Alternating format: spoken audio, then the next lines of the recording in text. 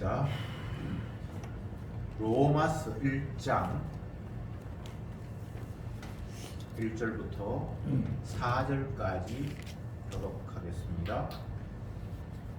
1절에 예수 그리스도의 종 바울은 사도로 부르심을 받아 하나님의 복음을 위하여 택정함을 입었으니 이 복음은 하나님이 선지자들로 말미암아 그의 아들에 관하여 성경에 미리 약속하신 것이라.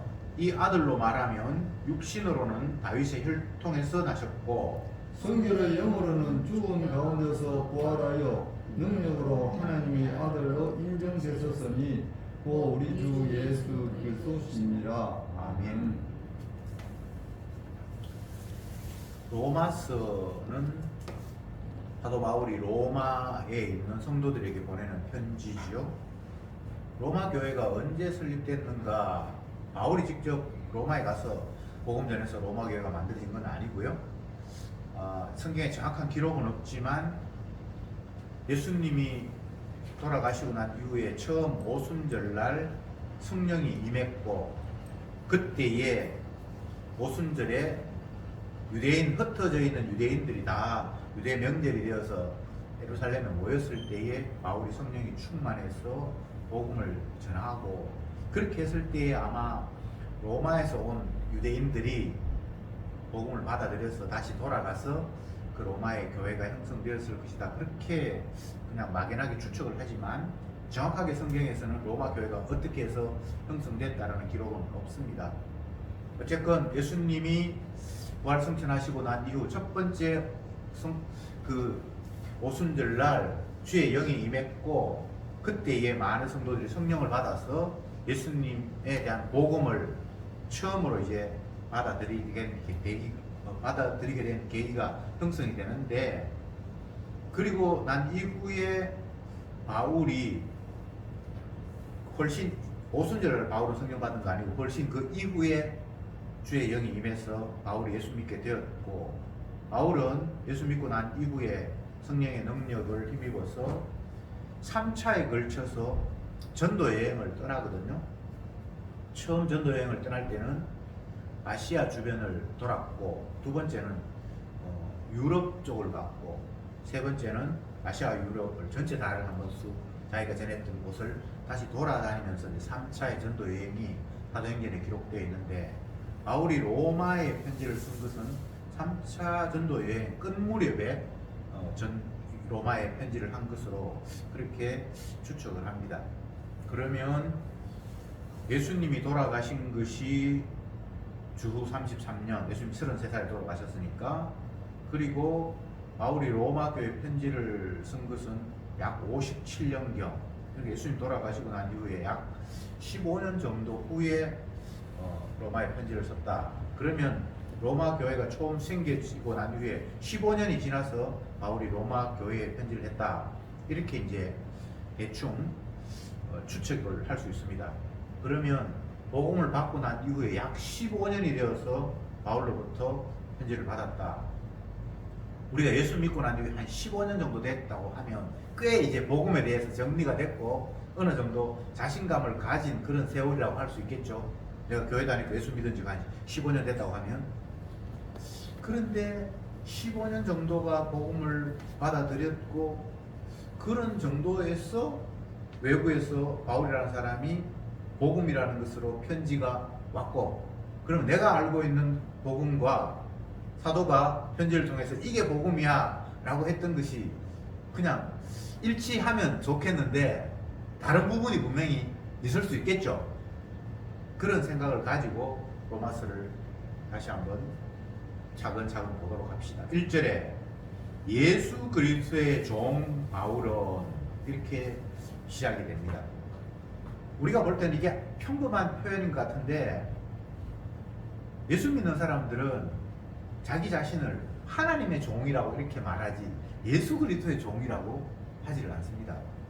근데 바울은 자기 자신을 예수 그리스도의 종이다 이렇게 자기를 소개하고 있습니다. 대부분의 사람들은 예수님을 하나님을 사칭하다가 사람들에게 돌에 맞아서 십자가에서 처형당한 그런 인물로 그렇게 생각을 하죠. 그래서 대부분의 사람들은 예수님을 믿는다고 하지만 예수님의 종이라는 말을 하기보다는 하나님의 종이다라고 통상적으로 이야기를 하고 있어요. 로마 교인들도 아마 별반 다르지 않을 거예요. 하나님 믿는 사람이라 그러지 예수 믿는 사람이라 이렇게 잘 표현하지 않죠.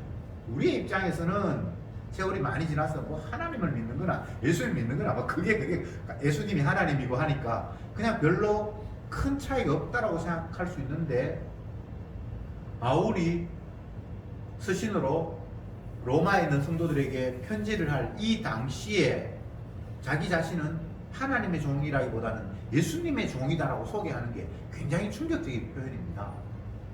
대부분은 하나님의 종이라고 생각을 하고 있을 때니까요. 그러면서 사실 계속 연결되기를 사도로 부르심을 받아 하나님의 복음을 위하여 택정함을 입었다. 자기가 사도로 부르심을 받았다고 하고, 그리고 그 다음에 하나님의 복음을 위하여 택정함을 입었다. 계속해서 지금 혼란이 오는데, 처음에 사도 바울은 자기 자신을 그리스도의 종이다 이렇게 이야기하고, 복음을 이야기할 때는 또 하나님의 복음이다 이렇게 이야기를 합니다. 예수 그리스도의 복음이 아니고 이것도 하나님의 복음이에요. 여기 지금 명칭이 그리스도라는 말이 나오고, 두 번째는 하나님이라는 말이 나오고, 우리가 복음이라고 이야기하면 구원 얻는 우리들을 위한 기쁜 소식이잖아요. 죄인에게 기쁜 소식이라고 복음을 생각하잖아요. 그래서 사도 바울은 하나님의 복음이라고 해서 하나님이 기뻐하시는 소식이라고 이렇게 지금 이야기를 하고 있어요. 이것도 굉장히 독특한 거예요.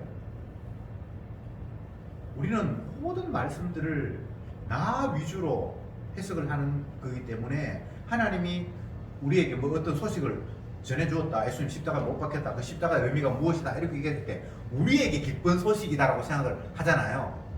근데 바울은 복음을 설명하면서 하나님의 복음이라고 했어요. 하나님의 복음, 하나님이 기뻐하시는 내용. 이것도 굉장히 충격적입니다.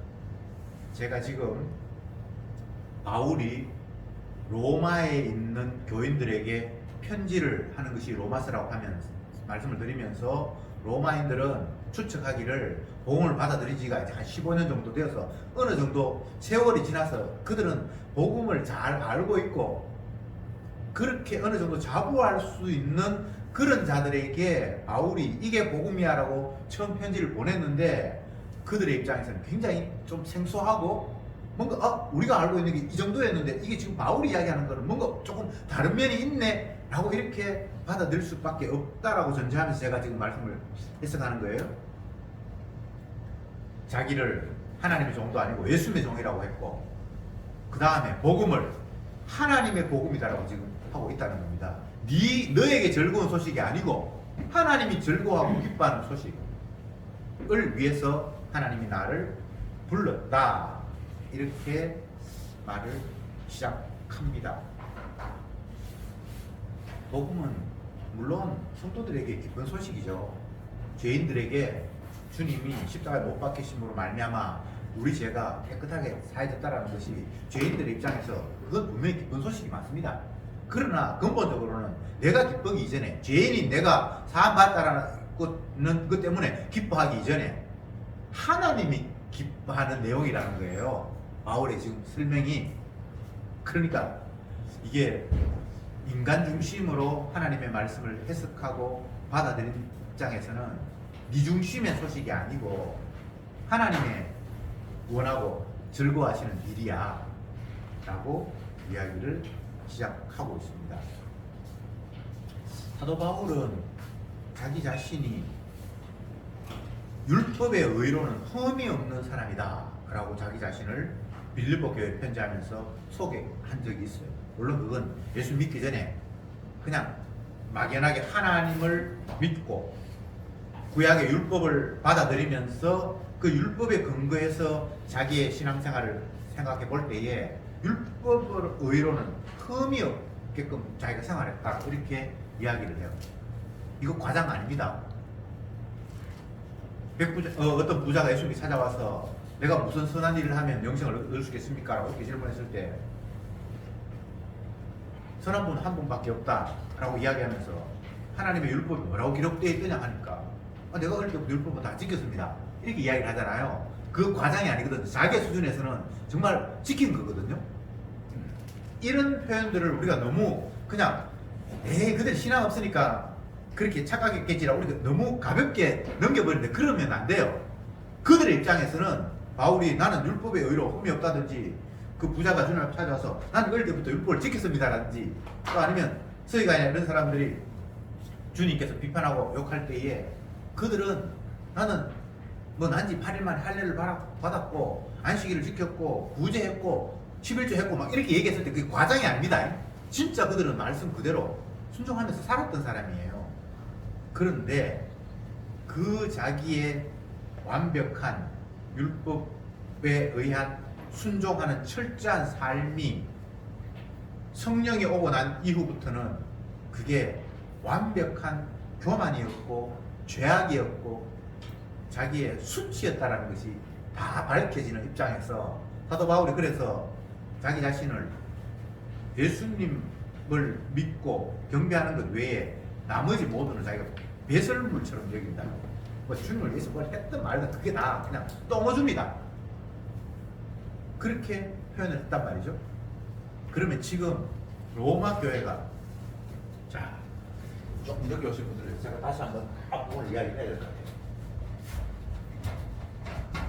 바울이 지금 로마서를 로마 교회들이 보냈는데 로마 교회는 예수님이 돌아가시고 난 이후에 처음 오순절 날 성령이 임했고 이 오순절에 유대인들이 흩어진 유대인들이 남영절에서 다 모였잖아요. 그래서 오순절 날 성령이 임했는데 이 성령이 임했을 때는 유대에 있는 사람들뿐만 아니라 흩어진 유대인들 명절이 돼서 왔을 거 아니에요. 사정기를 보면 뭐 어디 사람 뭐 이렇게 쫙 나오잖아요. 그 흩어진 유대인들이 오순절 와서 성령 받아서 로마에 거주하고 있던 사람이 다시 돌아가서 로마 교회가 만들어질 것이다라고 그렇게 추측을 합니다. 이게 정확한 건 아니에요. 그게 거의 맞을 확률이 있어요. 그러면 예수님이 돌아가신 지가 33년 돌아갔으니까 주후 33년 그리고 바울이 편지를 쓴 것이 57년 그러면 로마 교회 성도들이 예루살렘에서 은혜 받고 돌아가서 교회가 형성이 됐다면 지금 이게 몇 년 됐습니까? 10한 4년 됐습니까? 25년. 25년 됐습니까? 24. 어쨌든 20년이 지났잖아요. 그러면 내가 복음을 받은 지 20년이 넘었다고 그러면 이제 복음을 어느 정도 알고 있잖아요. 그런 세월이 지난 후에 사도 바울이 편지라고 보내면서 이게 복음이다라고 썼는데 그 내용이 자기가 알고 있던 거하고 뭔가 지금 다르다는 거예요.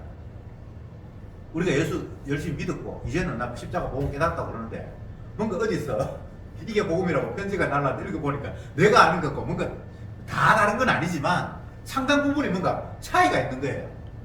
그래서 굉장히 충격을 받았겠죠. 자, 그거까지 제가 설명을 했고요. 그 다음 1절에서 사도 바울이 자기를 설명하면서 편지를 하면 내가 누구다라는 걸 설명해야 되는 게 기본이잖아요. 자기가 설명하면서 예수 그리스도의 종 바울이라고 했습니다. 자기가 설명하면서 예수님의 종 이게 굉장히 충격적인 거라고요. 로마인들이 그리고 로마의 교인들 모이는 성도들이 예수 그리스도의 종이라는 말이 우리에게는 별거 아니겠지만 이들에게 굉장히 충격적이에요. 그들은 하나님의 종이라고 생각합니다. 하나님의 종. 다들 하나님의 종이에요. 우리가 하나님 믿는다 그러고. 근데 바울은 과감하게 예수 그리스도의 종이라고 자기가 이야기를 했어요. 여기서부터 아마 대혼란이 왔을 거예요. 다 하나님 믿는다 그러고 나 하나님 말씀에 순종한다 그러고 하나님께서 내게 은혜를 주셔서 내가 주님 앞에 부름을 받았다 그러고 그런 그냥 사회적인 분위기였는데 갑자기 바울이 복음을 전한다고 편지를 보내면서 자기 자신을 소개하면서 예수 그리스도의 종이라고 이야기를 했다 이 말이죠. 여기서 굉장히 충격이 왔고 그 다음 표현에는 복음을 설명하면서 하나님의 복음이라고 했어요. 사도 바울은 자기 자신을 예수님의 영이라고 했고 그 다음에 복음을 설명하면서 하나님의 복음. 이게 왜 충격인지 여러분 짐작이 됩니까? 보통 복음, 기쁜 소식이라고 하면 나에게 기쁜 소식이에요. 나 죄인인데 주님 십자가 못 박혀 죽으셔서 내 죄를 씻었대. 그래서 복음 그러면 나에게 기쁜 소식이잖아요. 그런데 바울은 하나님의 복음이라고 했어요. 하나님이 기뻐하시는 소식을 내가 지금 이제 이야기하겠다. 이렇게 이야기. 너희들 좋은 거 내가 주겠다. 이렇게 이야기하는 게 아니고 하나님이 기뻐하시는 소식을 내가 너희에게 전하겠다고 이렇게 나왔어요. 이것도 굉장히 충격적이에요. 여러분이 복음을 이야기하면서 하나님이 기뻐하시는 소식이라고 생각해 본 적이 있습니까? 없습니까? 없죠. 우리 예수 믿은 지 막 이 로마 교회보다 더 오래된 것 같은데 나 복음 알았던 것 같은데 기존 교회 아니고 이제 십자가 알았던 것 같은데 바울이 이야기하는 복음이 굉장히 충격적으로 오는 거예요. 기쁜 소식이라고 그러면 죄인인 나에게 죄용 사신다는 기쁜 소식이구나. 나에게 기쁜 소식이지. 이라고 생각하는데 바울은 복음을 전하면서 하나님의 복음이라고 이렇게 말했다 이 말입니다. 주님이 기뻐하시는 소식을 내가 이제 전한다. 내가 그걸 위해서 하나님 앞에 사도로 부름을 받았다. 너희들에게 내가 기쁜 소식을 전하기 위해서 하나님 나를 불렀다. 이렇게 말하는 게 아니고 하나님이 기뻐하시는 일을 위해서 하나님 나를 불렀다. 예수님이 세례를 받으실 때에 성령이 비둘기같이 하늘에서 내리면서 하늘에서 음성이 들리기를 이는 내 사랑하는 아들이고 내 기뻐하는 자다. 이런 소리가 들렸다고 복음서에 소개하고 있잖아요. 하나님이 기뻐하는 일, 내 아들.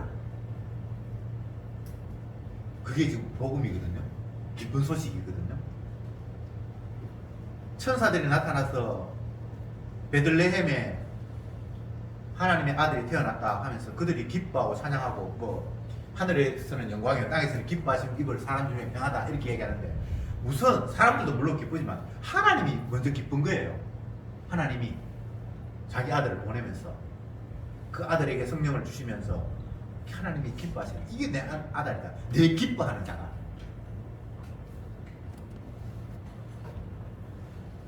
복음은 나에게 기쁜 소식이 이전에 그건 훨씬 차원 문제고 하나님이 기뻐하시는 일이에요. 그 아들이 이 땅에 왔다는 사실, 아들이 아버지 뜻에 따라 십자가를 못 박혀 죽었다는 이 소식이 아버지가 기뻐하는 복음이에요. 하나님이 기뻐하는 복음이에요. 아들을 이사야에서 구약의 예언에서 내 백성의 죄를 네가 담당해야 된다. 그렇게 이미 말씀을 하셨고 그 약속에 따라 하나님께서 아들을 이 땅에 보내셨고 그 약속에 따라 아들이 십자가에 죽으셨고 이 내용이 아버지 하나님이 기뻐하시는 복음이란 말이에요. 아시겠습니까? 바울이 지금 그렇게 이야기를 하고 있어요. 그 다음 이 복음은 하나님이 선지자로 말미암아 그의 아들에 관하여 미리 약속하신 것이라. 복음은 선지자들이 이미 약속한 내용인데 그 아들에 관하여 약속한 것이다.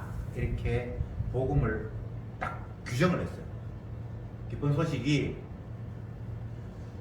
뭐 재물이 늘었다든지 내가 원하는 걸 받았다든지 뭐 그런 게 기쁜 소식이 되는 건 아니고 구약에 이미 예언한 선지자들이 예언한 아들에 관한 약속, 그게 복음의 내용이라는 거예요.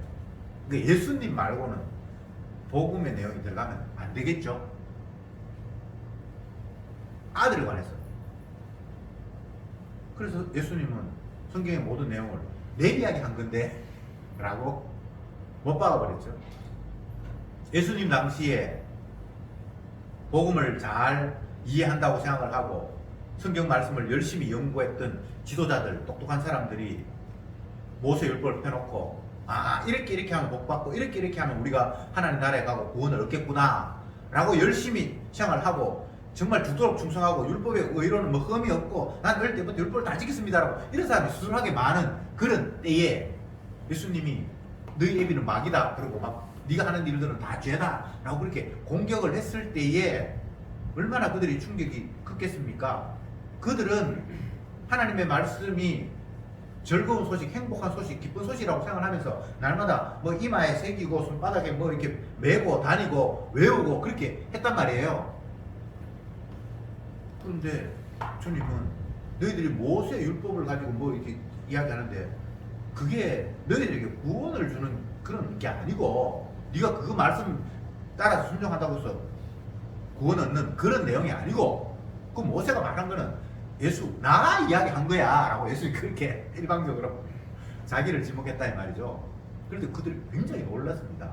이 사람이 무슨 소리 하는 거야? 성경을 펴면 구약에 보면 율법 지키면 복 받고 안 지키면 저주 받고 이스라엘 백성들 하나님께서 구원하셔서 뭐 천국 뭐 영생을 얻고 이런 내용이 있잖아요. 근데 그 내용을 예수님이 나타났어요. 그 이야기 너희들 구원 얻으라는 이야기가 아니고 내게 대해서 증거하는 것이야 이렇게 얘기했단 말이죠. 그만큼 지금 로마서 1장이 복음 받아들였다고 하는 그들에게도 생소하게 충격적으로 지금 다가오고 있는 내용이에요. 다시 말씀드립니다. 복음의 내용에는 예수님에 관한 이야기 말고 다른 게 복음에는 섞이면 안 됩니다. 그거는 비복음입니다. 교회가 몇 년 만에 이렇게 많이 모였다, 부흥했다. 그거는 복음의 내용이 아니에요. 우리 가정이 예수 믿어서 다 화목하게 됐다. 그건 복음의 내용이 아니에요. 복음을 전하고 간증을 한다 그러면서 예수님 이야기 안 하고 지 사업에가 성공했고 병 걸렸다가 나았고 이런 이야기를 막 하면서 복음 전한다고 이야기하고 있죠. 아닙니까? 우리가 전도한다고 그러면서 예수님 십자가 이야기 안 하고 자꾸 내가 생활 가운데서 뭐 이게 특별한 일이 있었고 뭐 마음이 편해졌고 뭐 옛날에는 불안했는데 이제 예수 믿고 나한테 편하고 이런 내용을 기쁜 소식인 줄 알고 자꾸 전하고 있잖아요. 그게 전도라고 사람들이 하고 있잖아요. 다 거짓말. 예수님의 이야기 말고는 복음의 내용이 아닙니다. 다른 말로 하면 비복음입니다.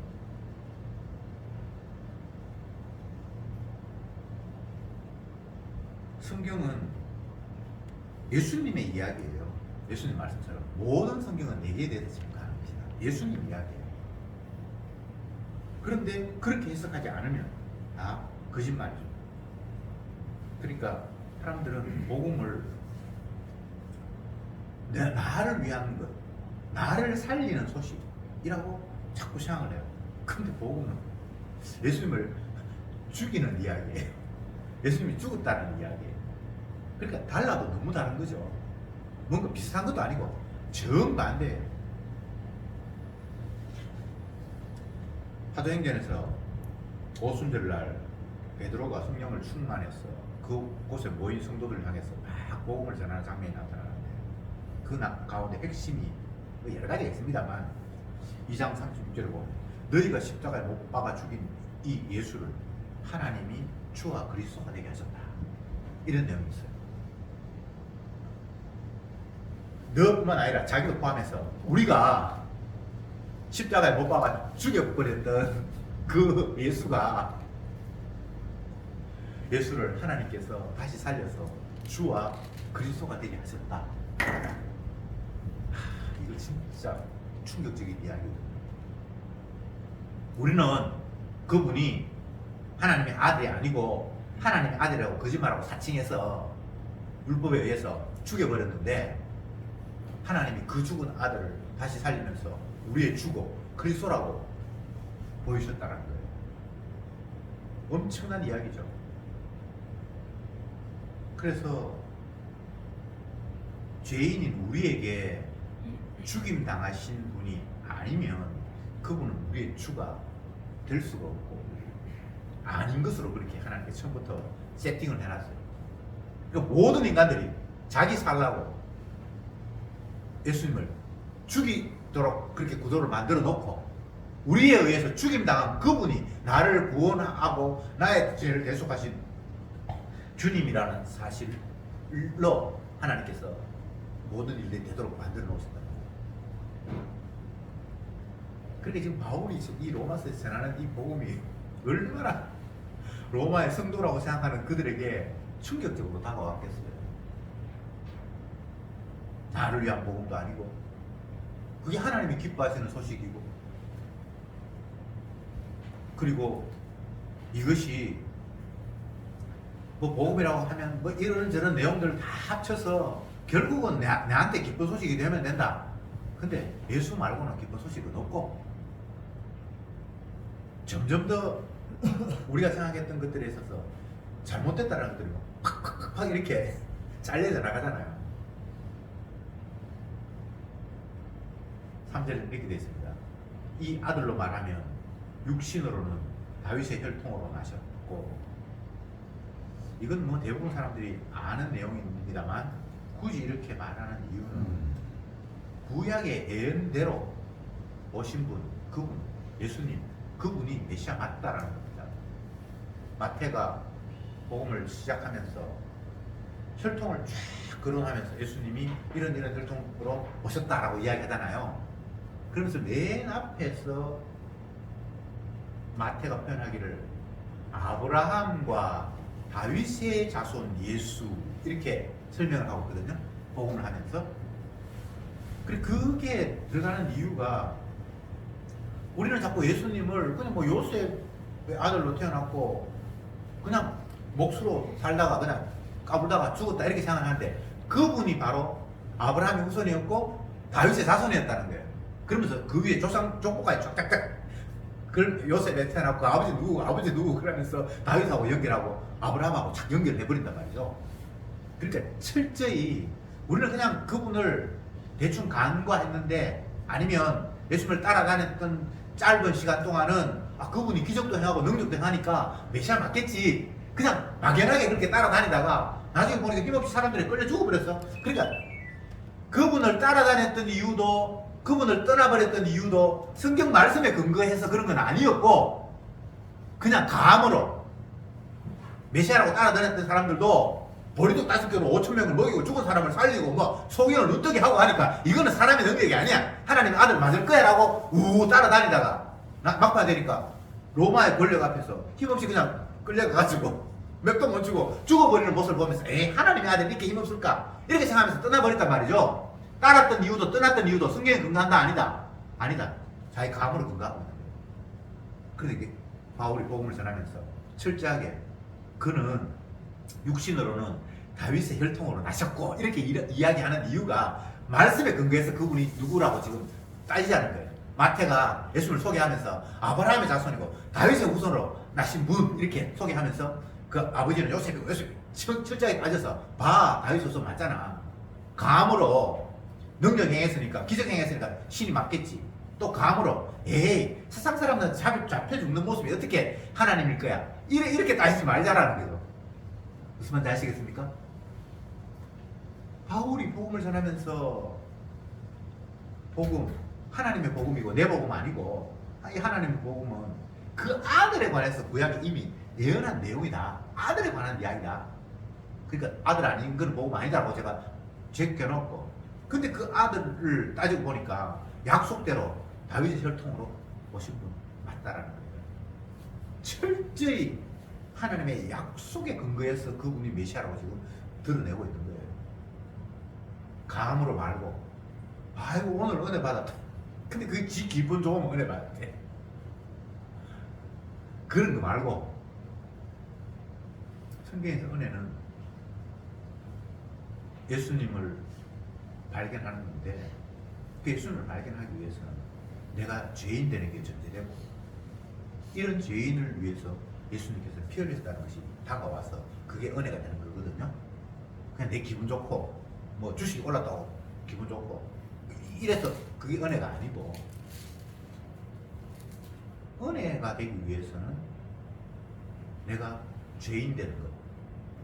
그래서 바울이 복음을 전할 때에 철저히 모든 사람들을 죄인으로 규정하면서 다가옵니다. 너희들이 옛날 뭐 오순절날 예루살렘에 와서 성령 충만을 받아서 너희 지역에 가서 그 복음을 전파하고, 너희들은 이제 대단한 신앙인이다 뭐 이렇게 칭찬해 주는 건 아니고, 너희들 복음 알아?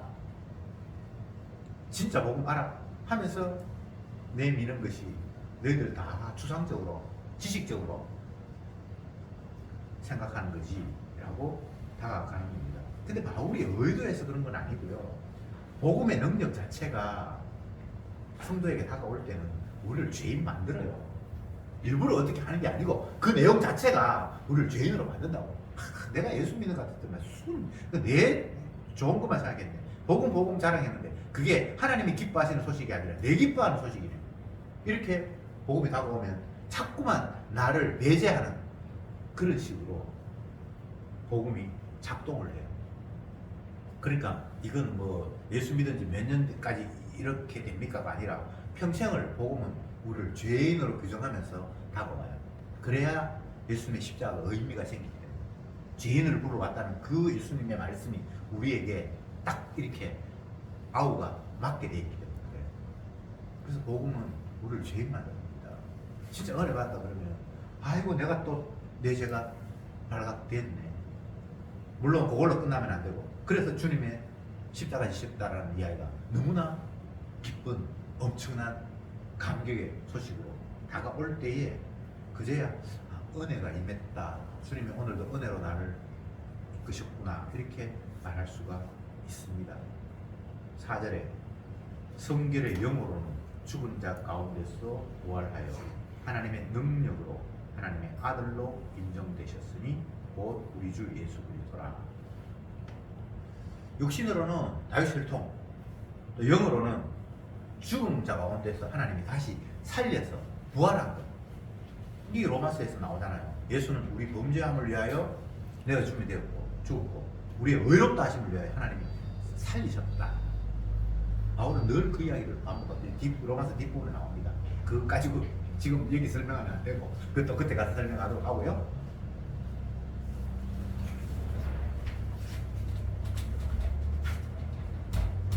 너희들 복음 알아? 그렇게 이야기하면서 복음은 하나님의 복음이야. 네가 기뻐하는 소식이 아니고 하나님이 기뻐하는 소식이야. 이렇게 해놓고 그 다음 이 내용은 구약의 선지자들이 그 아들에 관해서 말한 거야. 아들 말고 다른 이야기는 복음 아니야 라고 못을 박아놓고 이 아들로 말하면은 첫 번째 육신으로는 다윗의 자손, 영으로는 죽음에서 부활한 분, 이분이 메시아야. 저렇게 지금 증명하고 있잖아요. 죽었다가 살아난 분이 아니면 메시아가 아니에요. 사도행전 2장에서 베드로가 오순절에 성령에 충만해서 모인 성도들에게 전했던 내용이 뭡니까? 너희가 십자가에 못 박아 죽은 이 예수를 하나님이 살리셔서 주와 그리스도가 되게 하셨다. 이렇게 얘기했잖아요. 똑같은 내용이죠. 이거 뭐 다를 수가 없어요. 왜냐하면 주의 영이 그들에게 알게 하셨기 때문에. 이게 지가 아는 게 아니고 지 경험이 그런 게 아니고 주의 영이 알게 하셨기 때문에. 그러니까 이 복음이 될 때는 다윗의 자손이고 죽음에서 부활하신 분이 그리스도라고 얘기했을 때, 물론 요 내용이 이미 구약에 있는 내용입니다만 이걸 또 다른 말로 바꾸면은 예수님은 첫 번째는 죽임 당하고 두 번째 하나님께서 부활시키고 요 과정이 반드시 필요한 거예요. 이렇게 돼야지 우리가 예수를 죽인 죄인이 되고 하나님께서 그 아들을 주로 심판주로 구원주로 삼았다라는 것들이 정확하게 맞아떨어지기 때문에 이 복음의 내용 속에는 이것이 핵심으로 들어가는 거예요. 그런데 또 재미있는 것은 4절 다시 봅시다. 성결의 영으로는, 성결이라는 말은 어려운 거 깨끗하다 이 말이에요. 영으로는 죽은 자 가운데 부활하여 능력으로 하나님의 아들로 인정되었으니, 그러니까 예수님이 죽었다가 하나님께서 다시 살림으로 말미암아 자기 아들로 인정이 되었다는 거잖아요. 부활하지 않으면 죽었다가 부활하지 않으면 하나님의 아들로 인정될 수가 없도록 되어 있어요. 근데 여기서 하나님의 아들로 인정되었다라고 이렇게 얘기했을 때 이 표현들도 사실은 조금 설명이 필요한데, 유대인들은 자기 자신들이 다 하나님의 아들이라고 생각을 해요. 예수 믿는 사람은 하나님의 자녀라고 생각을 하잖아요. 근데 바울 또 예수님이 자기 자신을 이야기할 때, 설명할 때는 너희 애비는 마귀고 너희들은 마귀 새끼고 나는 하나님의 아들이다 이렇게 얘기했잖아요. 맞죠? 근데 바울이 하나님께서 죽은 아들을 다시 살림으로 말미암아 그분을 자기 아들로 인정하셨다 이렇게 돼 있잖아요. 그러면 죽었다가 다시 살아나지 않은 지금 이스라엘 백성들, 로마에 있는 예수 믿는다고 하는 그런 사람들은 하나님의 아들입니까? 아들 아닙니까? 아들 아닌 거죠. 예수님만 하나님의 아들이 죽었다가 살아났으니까. 난 부활도 안 했는데, 물론 뭐 영적으로 주님 앞에서 부활했다 뭐 할 수도 있고, 아니면 통상적으로 그냥 하나님의 자녀다라고 말할 수 있는데, 지금 우리 의식 말고 이 유대인들의 의식, 그리고 로마에서 복음을 받아들였다고 하는 이 당시 사람들의 생각으로 지금 받아들이자 말이죠. 그들은 하나님의 아들이라고 그러면 자기 자신이 다 하나님의 아들이라고 그러는데, 예수님만 하나님의 아들이라고 지금 이야기합니다. 이스라엘 출애굽할 때 하나님께서 이스라엘 백성들에게 너희들은 내 아들 내 장자다 그렇게 얘기했어요. 출애굽기 나오는 이야기예요. 그러면 그 후손들이 당연히 자기들은 택한 백성으로서 이방인 아닌 이스라엘 백성들은 하나님의 아들이라고 생각을 하죠. 그런데 바울이 복음을 전하면서 그런 식으로 표현을 한 것이 아니라 예수님만 죽었다가 부활했기 때문에 하나님의 아들로 인정되었다라는 거예요. 이렇게 이야기를 하면 예수님 당시에 너희들의 아비는 마귀고 나만 하나님의 아들이라는 말이 더 선명하게 와닿겠죠. 그냥 예수 믿으니까 나도 하나님의 아들이야 이렇게 지금 이걸 용납하지 않는 거예요. 죽었다가 다시 살아났기 때문에 그게 하나님 아들로 인정된 거야 라고 했을 때는 너희들은 죽었다가 살아난 자 알잖아. 그 하나님 아들 알거든. 이 말이 여기 담겨있다 이 말입니다. 그러면 요걸 뒤집어 이야기하면 하나님의 아들이 알면 뭡니까? 마귀의 아들이지. 요런 내용이 여기 담겨있는 거예요. 예수 믿는다고 하는 그들에게 너희들은 예수 믿는 게 아니고 마귀 새끼야 라고 지금 바울이 이렇게 복음이 지금 선포되고 있다 이 말입니다.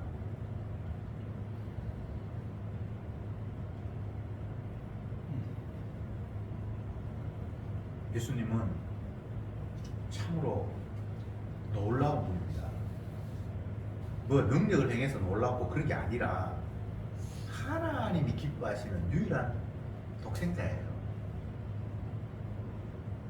근데 인간 입장에서는 내 죄 사해줬고 또 유대인 입장에서는 하나님 나라를 만들면 우리를 천국으로 넣어주고 어쨌든 내 입장에서 뭔가 내게 유익하고 좋은 거라고 자꾸 생각하니까 그분을 긍정적으로 받아들이는 이런 식으로 주님과 우리의 관계를 설정을 하잖아요.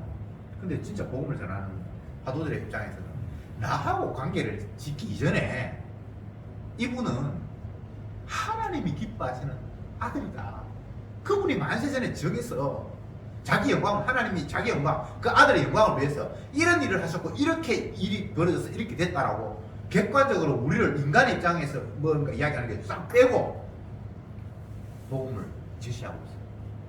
근데 우리는 내 입장에서 이게 유익할까 불리할까를 선별하면서 받아들이잖아요.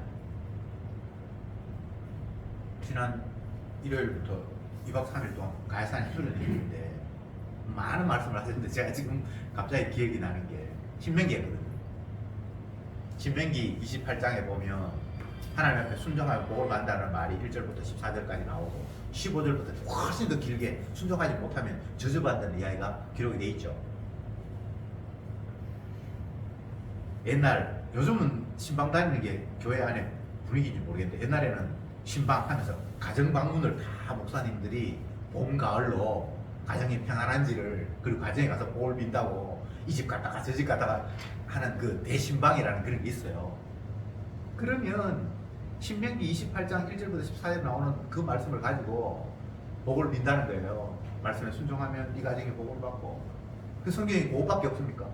그 뒤에 저주가 훨씬 많은데 그 뒤에 그 신방가가 인용한 사람을 한 번도 못 봤다라고 목사님 그런 이야기를 하셨어요. 그게 어떤 의미입니까? 하나님의 말씀을 내 좋은 거는 선택하고 안 거는 그냥 묵인해 버린다라는 거 맞잖아요. 뭐 우리가 암기하고 요절하는 구절이 뭡니까? 기억하는 구절들이 다 나한테 좋은 거잖아요. 안 좋은 건 기억 안 하잖아요. 제가 드리는 말씀은 하나님의 기뻐하시는 복음은 인간의 입장에서 좋고 말고 그런 게 아니고 하나님이 원하셔서 너무나 기뻐하시는 소식이라고 인간을 빼고 그냥 이렇게 들이밀고 있는 거예요.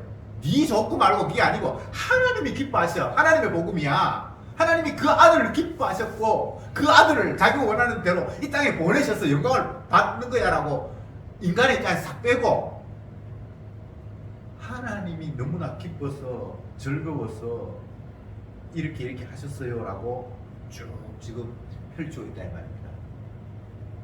요 4절까지 했는데 로마 교인들이 엄청나게 아마 충격받았을 거예요. 야, 우리가 그동안 복음 말하다 그러는데 개뿔 복음이 아니고 우리가 하나님 아들을 생각했는데 개뿔 내가 마귀 새끼였구나. 물론 은혜가 임한 사람은 그렇게 받아들이겠지만 아닌 사람들은 이씨 무슨 복음 전하는 사람이 편지가 있다야라고 그렇게 교회만 다녔지 복음 모르는 사람들에게는 그렇게 또 반응을 했을 수 있겠고요. 어쨌건 하나님의 말씀은 우리 좋으라고 주는 말씀 아닙니다. 네. 하나님 자신이 기뻐하시는 내용이에요. 그 아들을 땅에 보냈고 그 아들을 십자가에 못 박혀 죽고 또 그 죽은 아들을 살렸고 이건 하나님의 계획이고 하나님이 너무너무 기뻐하시고 자기 뜻을 펼쳐 가시는 가운데서 영광을 받고 하는 그런 내용이란 말입니다. 이제 말씀을 정리합시다. 복음은 나한테 기쁜 소식이 이전에 그건 차후적인 문제고 하나님이 기뻐하시는 소식입니다. 그리고 그 복음의 내용은 아들에게 국한됩니다. 아들을 벗어나서 기쁜 소식이라는 것은 성경에는 아예 애초에 없습니다. 오로지 아들에게만 복음의 내용으로 가득 차 있습니다.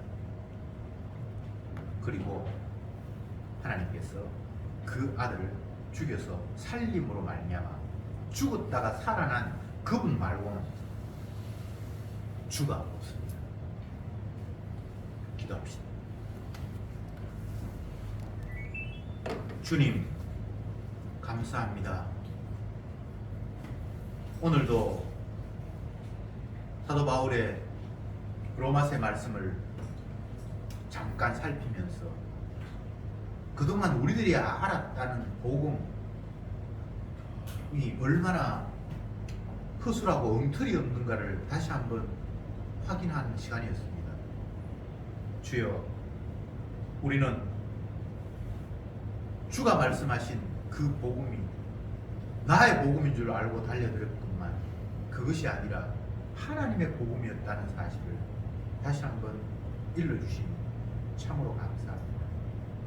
나를 위한 말씀은 없고 오로지 아버지가 기뻐하시는 아들이 기뻐하시는 아들이 영광받는 그 내용 말고는 다 복음이 아니라는 사실을 날마다 삶의 현장 속에서 깨우칠 수 있도록 주여 저들을 인도해 주시옵시고 주님의 그 놀라운 사건이 바로 십자가에 피 흘리시는 일이었고 그것은 우리를 죄인으로 규정하시는 사건임을 잊지 말게 하옵소서. 그래서 그 보혈의 피가 우리를 모든 죄에서 깨끗게 하는 능력의 피라는 사실 또한 찬양하게 하옵소서. 예수님의 이름으로 기도드렸나이다. 아멘.